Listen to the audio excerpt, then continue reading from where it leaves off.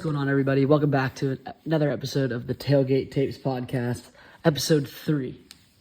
Week 3 of college football wasn't as eventful as we thought it was going to be, but that being said, there's still a couple of things I want to discuss with you guys, especially the play on Friday night as we became to know who's a pretender and who's a contender amongst the Big Ten, as well as just the AP poll shifts and the college football playoff picture as we inch towards the meaningful games. It becomes to look a lot different than what people were thinking. So let's get right into it.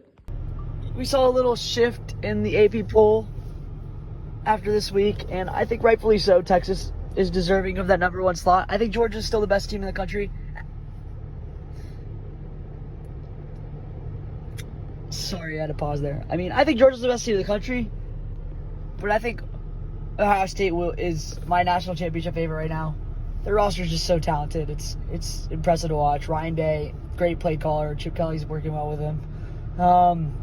Jeremiah Smith coming into his own like we thought he would as a freshman. And Will Howard's doing Will Howard things.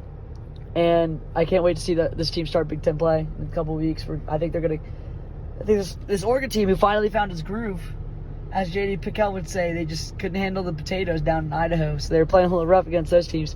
But, they looked good against Oregon State, and I don't know how to feel about the Oregon State team. They're probably not as good as they've been, especially with losing a lot of people like Damian Martinez and even DJU. You can say what you want about DJU, but he did play well for that Oregon State team.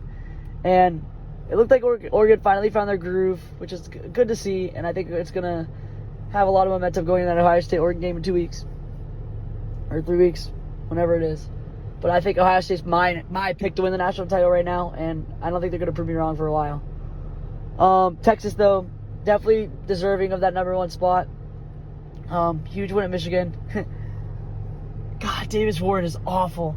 And it's just crazy to see that shift. And you can't even say it's because there's penalties or something, because they haven't even been penalized for cheating. You could say it's the loss of Jim Harbaugh, but I really thought Sharon Moore was a good coach when he filled in place for him. They just don't have the talent that they did last year, losing a lot of guys to the NFL. But now it's orgy time. So it's going to be an orgy in the end zone against USC. I think USC is going to win this game. I think they're going to cover 4.5.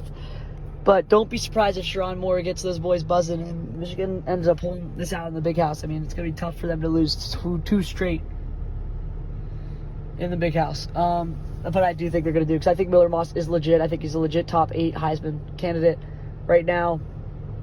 And USC is great on defense, and they have a couple of playmakers on the offensive side of the ball that